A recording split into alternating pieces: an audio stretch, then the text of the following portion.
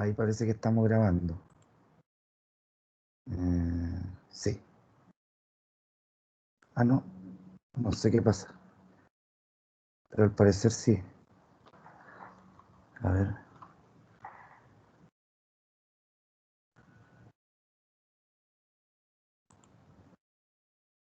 qué raro. Ah, sí, ahí está grabando, ahora sí. Ya, entonces, habíamos quedado en las características de la competencia. La primera de ellas, habíamos dicho que era una institución de derecho público. También indicamos como segunda de ellas que la competencia es parte de la jurisdicción que le corresponde a cada tribunal. Analizamos un poco el elemento funcional, el territorial, que están vinculados con los conceptos de competencia absoluta y relativa. Lo que vamos a tener que analizar después de que veamos las reglas generales de competencia, así que no es mucho lo que tenemos que decir. Y habíamos quedado en la tercera característica, que habíamos dicho que la competencia opera en el proceso en dos momentos. El primero, porque nos permite determinar el tribunal ante el cual debe presentarse una determinada acción jurisdiccional, la que permite abrir el proceso, ¿no es cierto? Y con ello radicar el conocimiento del asunto en un tribunal determinado. Y por otro lado, también ya determinado este tribunal, ¿no es cierto?, que ha radicado el conocimiento del asunto, la competencia nos permite además determinar, una vez concluida la fase de conocimiento, que está dada por todo el periodo de discusión, que lo vamos a analizar cuando analicemos los juicios en particular, pero la fase de discusión en definitiva está constituido por las alegaciones que hacen las partes, ya sea en la demanda, la contestación de la demanda, y ello circunscribe el debate. Entonces, ese concepto, que desde el punto de vista procesal más puro, se entiende como sinónimo del principio de la congruencia civil, que estaría reconocido en el artículo 160 del Código de Procedimiento Civil, es lo que Juan Colombo indica que es la competencia específica, es decir,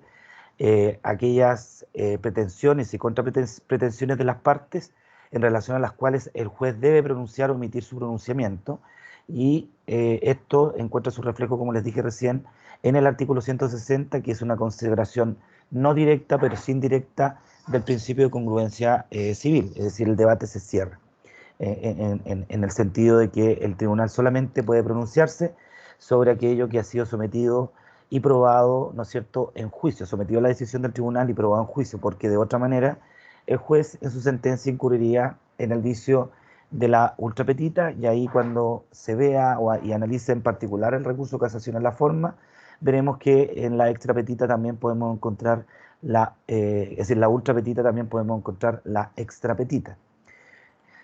Eh, por otra parte, como cuarta característica, la competencia constituye la especificación del ejercicio de la jurisdicción en un tribunal determinado llamado a conocer el proceso, toda vez que el ejercicio de la jurisdicción, en el caso concreto, va a pertenecer o corresponder al tribunal competente. Eh, Esto se manifiesta en el principio de la inexcusabilidad, que lo vamos a analizar cuando estudiemos las reglas generales de competencia, pero anticipando un poco, se encuentra ello consagrado constitucionalmente en el artículo 76, inciso segundo de la Constitución Política, cuando señala que reclamada su intervención en forma legal, estamos hablando del tribunal, y en negocios de su competencia, el tribunal no podrá excusarse de ejercer su autoridad ni aun por falta de ley que resuelva la contienda o asunto sometido a su decisión. Ello ya lo encontrábamos eh, como reconocimiento legal antes de la promulgación de la Constitución del 80 en el artículo 10º, inciso segundo del Código Orgánico de Tribunales. No sé si en algún momento se los dije, pero antes de la dictación de esta Constitución era un anhelo de los procesalistas que la inexcusabilidad tuviera un reconocimiento constitucional, que se logra, ¿no es cierto?, con la dictación de la Constitución del 80, pero ya existía como regla procesal en los primeros artículos del Código Orgánico de Tribunales. ¿Ya? Esta idea se reitera en el artículo 109 del Código Orgánico, a propósito de la regla de la radicación, que está dentro de la regla general de competencia, y cuando este indica, radicado con arreglo a la ley el conocimiento de un negocio ante el tribunal competente, no se alterará esta competencia por causa sobreviniente. Vamos a analizar también qué se entiende por causa sobreviniente y cuándo se produce la radicación, ¿no es cierto?, en el conocimiento de un asunto por un tribunal con arreglo a la ley. No está de más decir que la competencia solamente puede ser establecida por medio de una ley orgánica constitucional. Así se estaría o se desprende del artículo 76 de la Constitución Política, cuando dice que, lo leo de inmediato, cuando indica,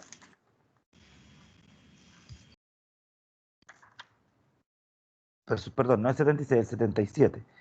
Una ley orgánica constitucional determinará la organización y atribuciones de los tribunales que fueren necesarios para la pronta y cumplida administración de justicia en todo el territorio de la República. ¿Ya?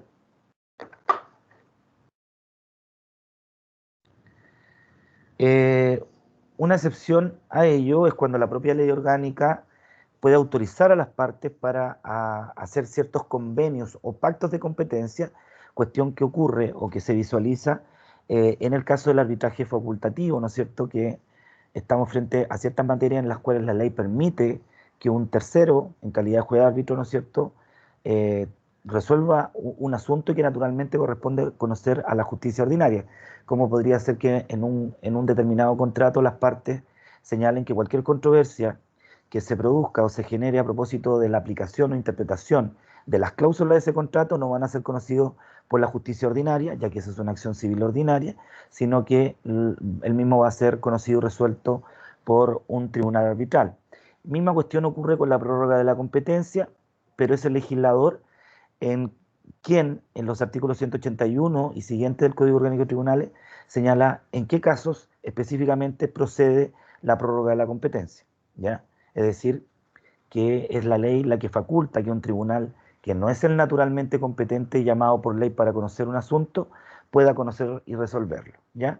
Y para anticipar, la prórroga de la competencia solamente procede en asuntos civiles, de primera instancia, y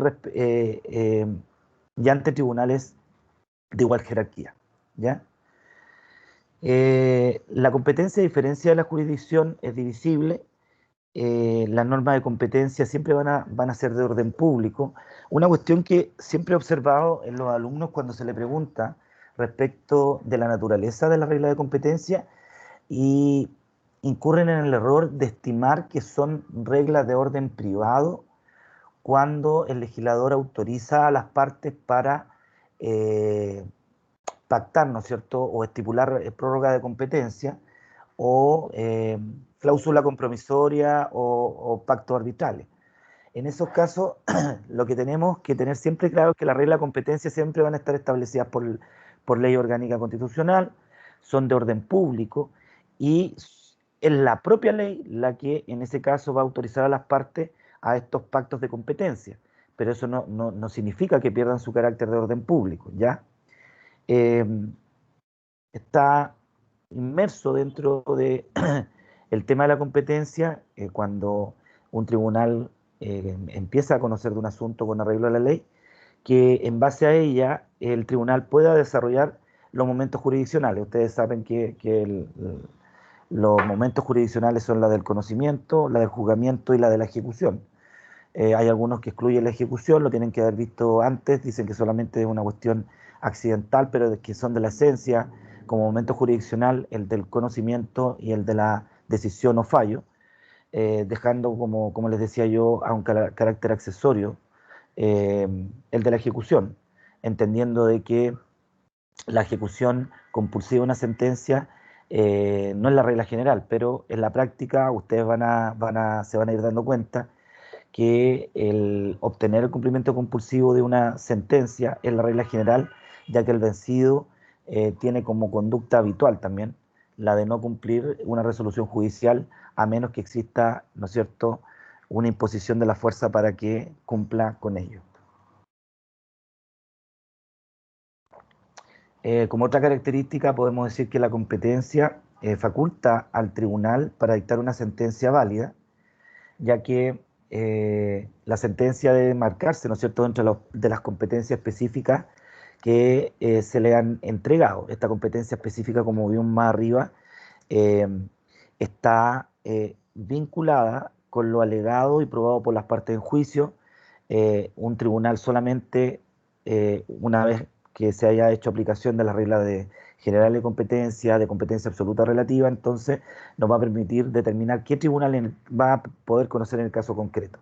Pero la competencia específica, en definitiva, está dado porque las mismas partes le dicen al tribunal, sí, usted es el competente, pero solamente puede resolver y pronunciarse sobre estas materias, que son aquellas que nosotros hemos alegado en juicio, y no puede extender su decisión a otras cuestiones que nosotros no hayamos sometido expresamente a su conocimiento. Ya se los dije, el artículo 60 que consagra de manera indirecta en el proceso civil el principio del contradictorio, de la congruencia civil, así lo establece.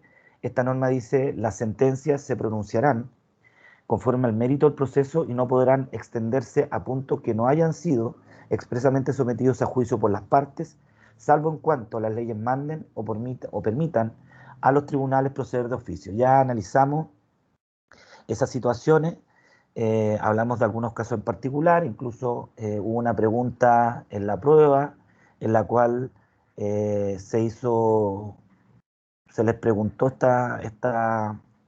estos casos.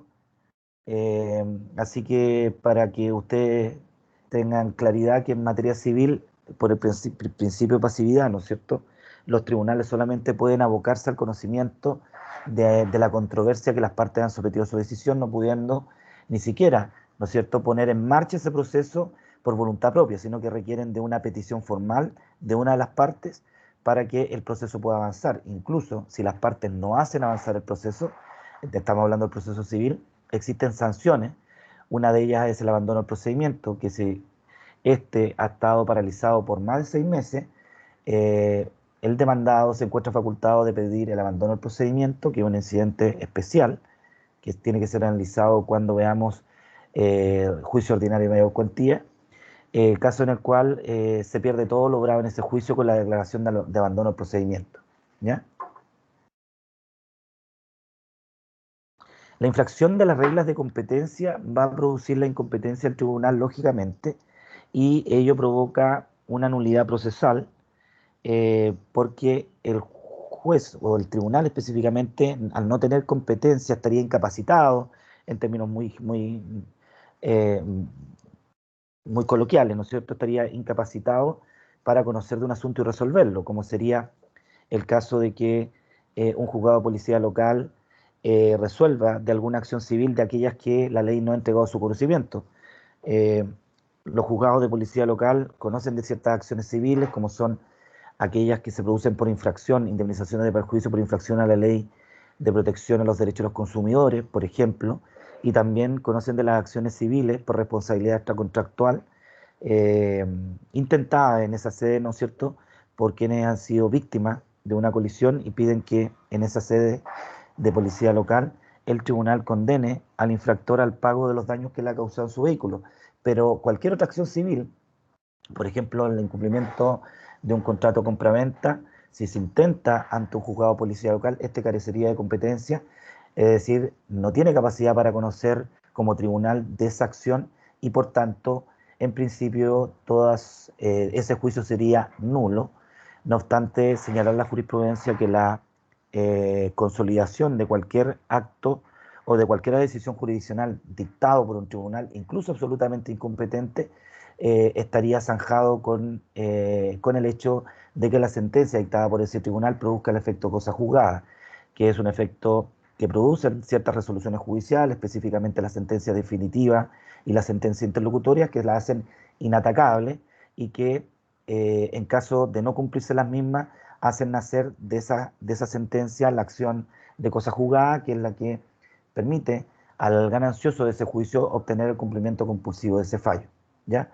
Pero eso es lo que sostiene la Suprema. ¿Ya? Yo frente a eso creo que cuando hay infracción de normas de competencia absoluta y acudiendo un poco a normas constitucionales, no creo que, que esta postura sea muy aceptada, pero yo creo que discutida en juicio sería interesante, que es lo que yo creo que podría producirse una nulidad de derecho público por infracción al artículo 6 de la Constitución Política, porque ya habíamos dicho que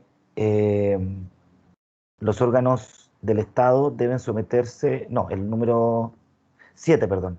Los órganos del Estado actúan válidamente previa investidura regular de sus integrantes dentro de su competencia, es la norma, y en la forma que prescribe la ley.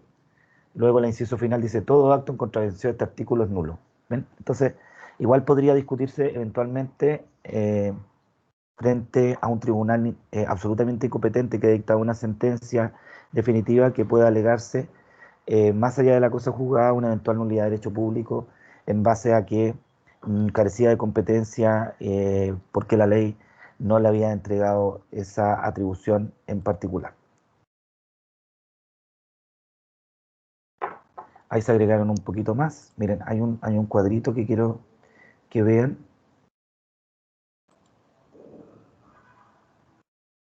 ¿Lo ven?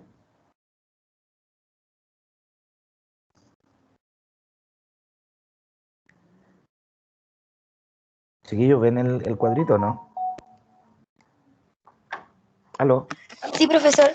Ya. Sí. En ese cuadrito está un poco lo que uno estudia en los primeros años, en el primer año de Derecho Procesal, que es todo el tema de la jurisdicción, ¿no es cierto? Este poder deber que se le entrega a ciertos órganos, ¿no es cierto? Que el propio legislador determina que deban conocer y resolver de un determinado asunto, ¿no es cierto? Mediante una decisión que podría producir efecto cosa juzgada y que como tal la jurisdicción es un concepto unitario, etcétera.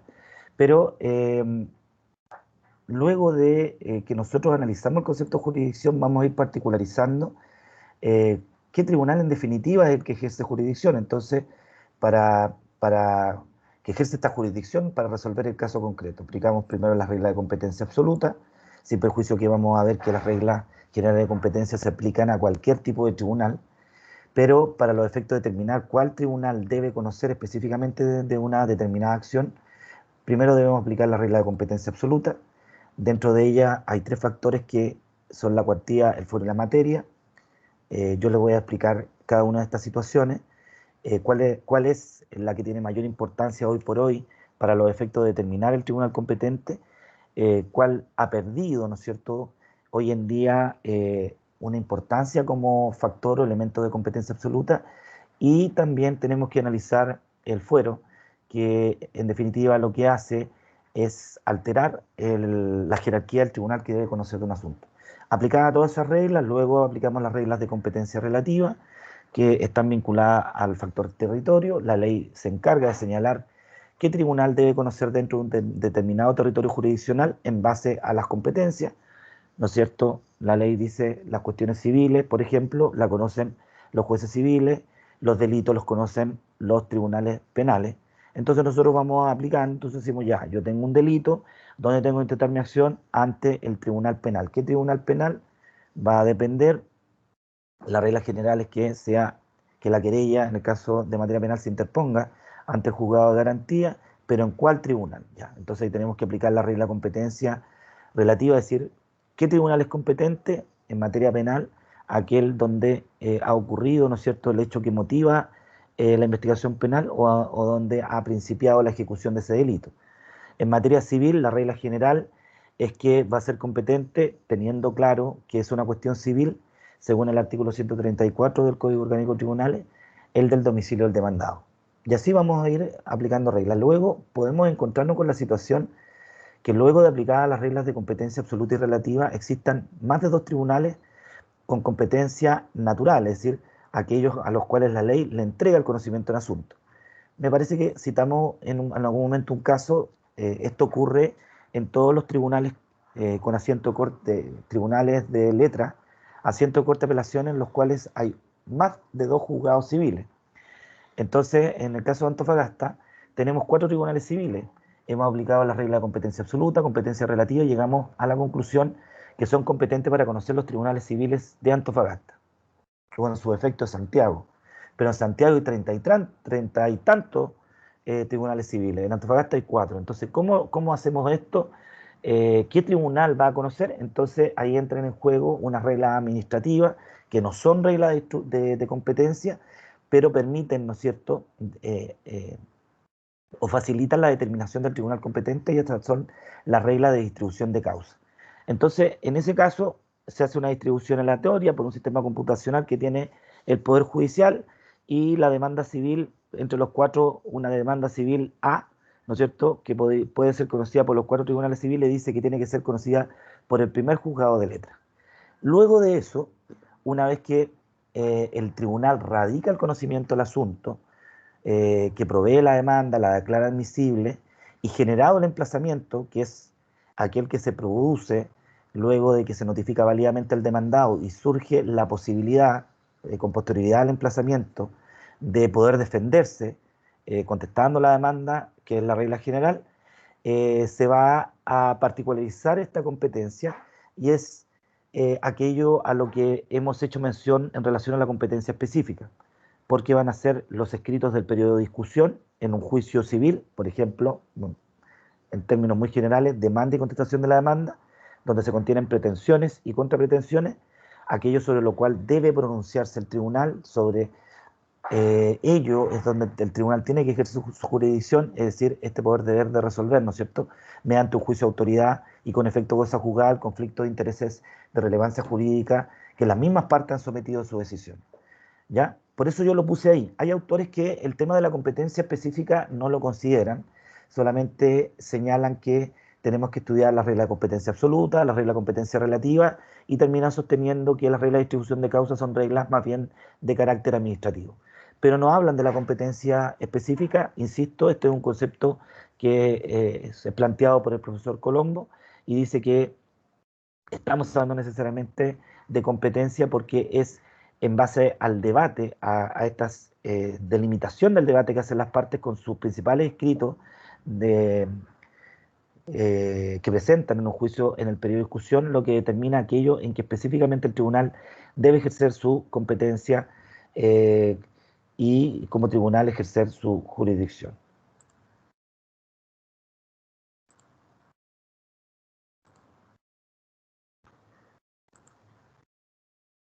Ya. ¿Les quedó claro?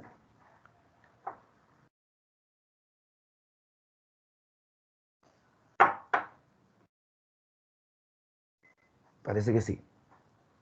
Sigamos avanzando. En cuanto a las clasificaciones que podemos encontrar de la competencia, ustedes van a estar muy acostumbrados cuando empiecen a tramitar y ejerzan libremente la profesión, que van a empezar a escuchar la competencia contenciosa y no contenciosa voluntaria. Bueno, este tema de contencioso o no contencioso está vinculado necesariamente a la existencia de conflictos.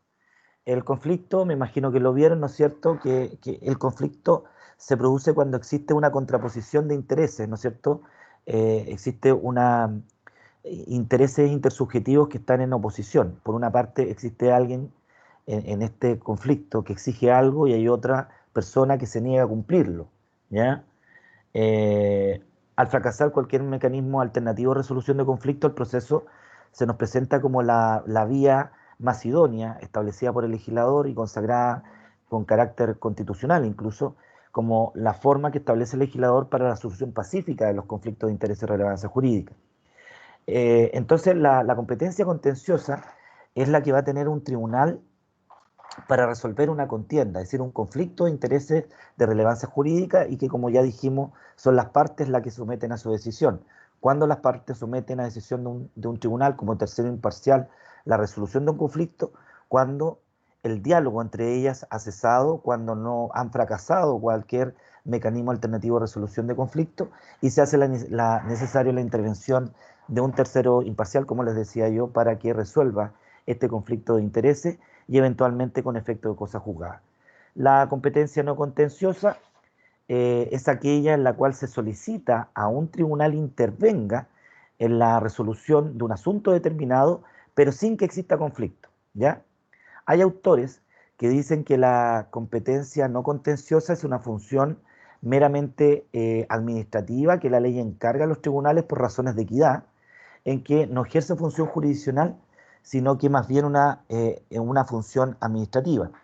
Esto particularmente ocurriría en las situaciones cuando, eh, en los casos mineros, en que los jueces civiles tenemos competencia para conocer de asuntos no contenciosos, de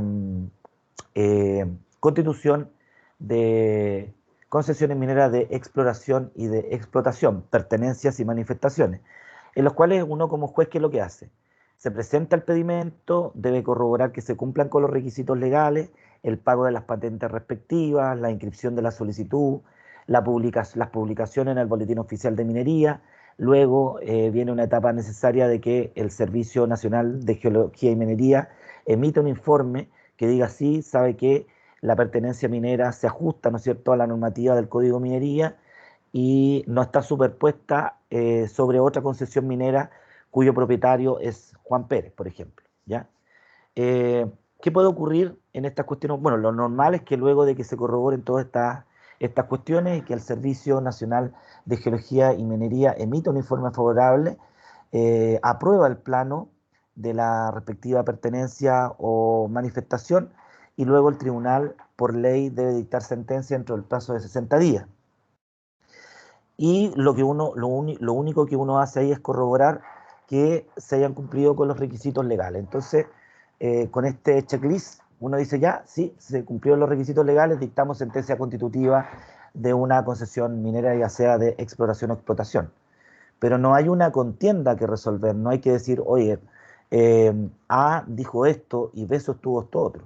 ¿Ya? Cuestión distinta puede ocurrir en el proceso minero cuando se esté constituyendo una concesión minera de exploración, en la cual el Código Minería establece que luego de publicada la solicitud de mensura, puede venir un tercero y oponerse a la Constitución y decir, ¿sabe qué? Me opongo porque se pretende mensurar sobre terrenos sobre los cuales ya está constituida una pertenencia minera o la abarca en parte, ¿ya? Y eso se llama oposición a la solicitud de mensura, se presenta en la cuestión voluntaria y con esa presentación, ese procedimiento voluntario se transforma en contencioso. Misma cuestión ocurre en las cuestiones voluntarias que reglamenta el Código de Procedimiento Civil. Establece que cuando hay un legítimo contradictor, el asunto pasa necesariamente a ser contencioso. Incluso el artículo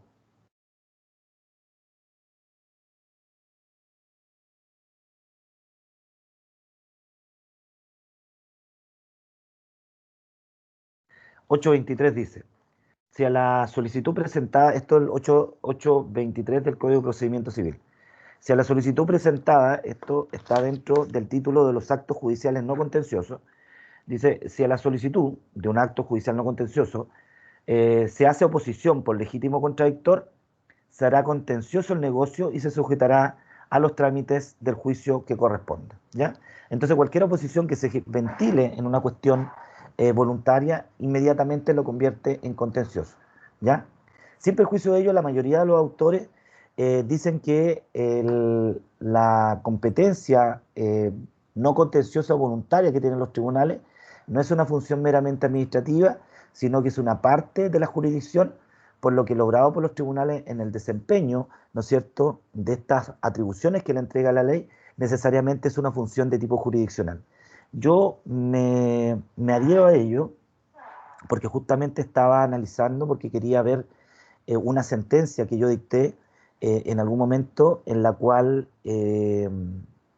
fue antes de que se dictara la ley del transgénero, en que una chica trans, que era hombre, biológicamente, ¿no es cierto?, pidió el cambio de nombre y además el cambio del sexo registral.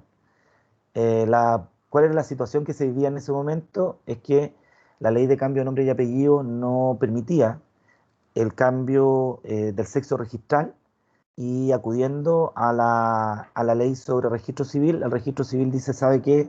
La ley decía, nosotros podemos hacer cambios en los distintos registros que nosotros llevamos como servicio de registro civil en el caso que una ley, que una sentencia dictada por un tribunal de la República así lo ordene. Pero no se refería al registro, ¿no es cierto?, de nacimiento, que es donde se particulariza el sexo con el que nace una persona. Eh, entonces, en ese caso, que era una cuestión voluntaria, yo podría haber hecho muchos jueces también, en este tema habían dos posturas, jueces que no aceptaban esto y otros jueces que sí aceptábamos esto. Incluso yo acepté este cambio registral sin operación de transgenerismo. La persona no tenía su operación de cambio de sexo. Entonces, en esa situación, uno dice, claro, es decir, es una cuestión voluntaria, es una cuestión no contenciosa, pero es una cuestión en la cual un tribunal ejerce una función meramente administrativa o también hay una función jurisdiccional. Entonces yo creo que hay ciertos casos en particular en los cuales cae esta teoría de considerar que la cuestión voluntaria es solamente una función meramente administrativa y podría convertirse o permite sostener de manera muy sólida de que al final de cuentas es parte, ¿no es cierto?, de la función jurisdiccional que tienen los tribunales de justicia. Eso lo vamos a ver un poquito más adelante, no sé si está muy aburrido, podemos analizarlo al tiro, más rato. Yo no sé si dejaron grabando y se fueron, me dejaron hablando solo. Ya, parece que me dejaron hablando solo. Ya. Bueno, vamos a seguir. Para el profesor Colombo, la competencia voluntaria o no contenciosa, él dice, es la que habilita un tribunal para conocer de determinados asuntos que no son pleitos, es decir, que no son conflictos, ¿no es cierto? Y es la ley, dice, la que entrega expresamente su conocimiento y resolución a los tribunales de justicia. En resumidas cuentas, no hay una controversia de interés de relevancia jurídica, ¿ya? Y como les decía yo, este mismo autor, y citando el artículo 823 del Código de Procedimiento Civil, dice que es este artículo el que elimina toda posibilidad de contienda en un asunto contencioso, porque como les leí del artículo 823 del Código de Procedimiento Civil, cuando se presenta una solicitud de una cuestión no contenciosa, en caso de haber oposición por legítimo contradictor, la ley señala que ese procedimiento de inmediato pasa a ser contencioso. Es decir, nunca vamos a observar en un asunto voluntario no contencioso la existencia de esta contraposición de intereses intersubjetivos que importa un conflicto propiamente tal y que forma parte como núcleo o objeto del proceso. Bueno, luego tenemos la competencia como clasificación, la competencia constitucional, la legal y la convencional. Eh, en estos casos va a ser la constitucional, en la que expresamente es otorgada por la Constitución a un determinado tribunal. Ya tenemos el caso de las competencias que la propia Constitución entrega al Tribunal Constitucional. Me imagino, no sé si ustedes están ya en derecho constitucional, pero algo tienen que ya haber visto. El artículo 90, los artículos 92 y siguientes señalan, ¿no es cierto?, las normas que reglamentan el Tribunal Constitucional. Y luego el artículo 93 dice, son atribuciones del Tribunal Constitucional, y empieza a enumerar cuáles son las atribuciones que en realidad son aquellas materias que forman parte de su competencia, ¿ya? También el Código de Procedimiento Civil, es en la misma Constitución también, en el artículo 20, señala que una Corte de Apelaciones va a conocer de las acciones de protección por infracción de garantías constitucionales. Si ustedes leen el artículo 20 de la Carta Fundamental, señala el que por causa de actos, omisiones arbitrarios e ilegales sufra privaciones, perturbaciones o amenazas en el legítimo ejercicio de los derechos y garantías establecidos en la numeración que sigue, dice, podrá ocurrir por sí o por cualquiera a su nombre a la Corte de Apelaciones respectiva, la que adoptará de inmediato las providencias que juzgue necesarias para restablecer el imperio del derecho y asegurar la debida protección del afectado, sin perjuicio de los demás derechos que pueda hacer valer ante la autoridad o tribunales correspondientes. Pero si observan de esta lectura, el artículo 20 dice la Corte de Apelaciones respectiva. Pero ¿cuál es esta Corte de Apelaciones respectiva? Bueno, ahí hay una cuestión que hay que tener en cuenta, que este artículo 20 está complementado por el auto acordado sobre tramitación del recurso de protección que fue dictado por la Corte Suprema. Esto es del año 2015 y esta norma, la modificación, porque ya es anterior, pero Esta norma, es decir, este autoacordado, parte diciendo, en ejercicio de la facultad económica, que ya la vimos, ¿no es cierto?, de los tribunales, la Corte Suprema, ¿no es cierto?, dicta el auto acordado para regular la tramitación y fallo del recurso de protección de garantías constitucionales, y en el numeral primero dice: el recurso o acción de protección se interpondrá ante la Corte de Apelaciones en cuya jurisdicción se hubiere cometido el acto o incurrido en la omisión arbitraria e ilegal o ilegal que ocasione privación, perturbación o amenaza en el legítimo ejercicio de las garantías constitucionales respectivas. Yo creo que esto es un poquito ilegal, porque recuerden ustedes que las reglas de competencia las determinaba o las tiene que determinar conforme al artículo 77 de la Constitución Política una ley orgánica constitucional, ¿no es cierto? Pero en este caso de la acción de protección, y lo mismo pasa con la acción de amparo, es la Constitución la que establece que la Corte de Apelaciones respectiva debe conocer de estas acciones constitucionales. Entonces, tenemos que en estos casos, tanto en el recurso de protección como en el de amparo, es la Corte Suprema la que, ejerciendo sus facultades económicas, complementa, ¿no es cierto?, o hace una reglamentación respecto al procedimiento y la competencia o el tribunal competente que debe conocer de estas acciones constitucionales, y no se hace por una ley orgánica constitucional. ¿Ven? Pero como la competencia se la entrega de manera exclusiva la Constitución a las Cortes de Apelaciones y la Corte Suprema con un tribunal superior jerárquico, lo que hizo para suplir este vacío, ¿no es cierto?, fue dictar este autoacordado y señalar que, o especificar o aclarar que la Corte de Apelaciones respectiva a que hace referencia el artículo 20 es específicamente la Corte de Apelaciones en cuya jurisdicción se hubiera cometido el acto incurrido en la omisión arbitraria o ilegal que ha generado una privación, perturbación o amenaza en el legítimo ejercicio de alguna de las garantías constitucionales que se detallan en el artículo 20 de la Constitución Política. Bueno, luego tenemos la competencia legal. Esta es como la regla general, ya que es aquella competencia que establece la ley orgánica. Ya analizamos la situación en particular, ¿no es cierto?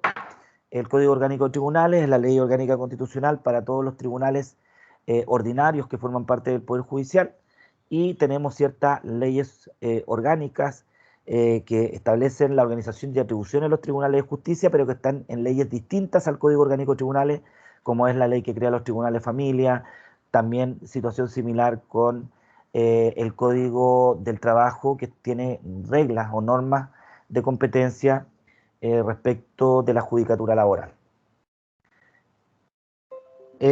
Ahora vamos a entrar a ver una cuestión que está dentro de esta clasificación. La tenemos que analizar someramente porque la vamos a analizar de manera más detallada más adelante, que son estas categorías de competencia absoluta y relativa. La competencia absoluta, que yo les decía que estaba determinado por elementos de la cuantía, el foro y la materia,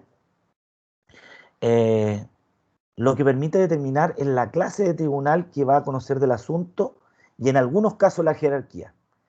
Por ejemplo, estamos en la situación de la acción constitucional de protección.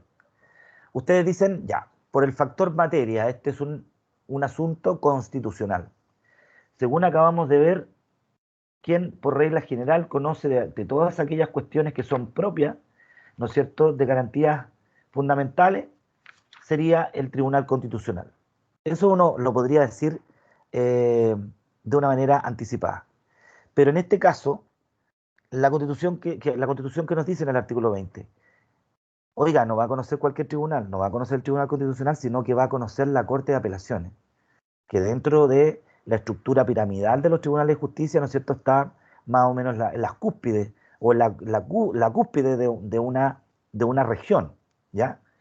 Entonces, en ese caso, este elemento de competencia absoluta que está tanto en la Constitución como en este autoacordado nos va a permitir determinar la clase y jerarquía del tribunal, porque vamos a saber que quien conoce de esta acción constitucional es un tribunal superior de justicia, ¿ya?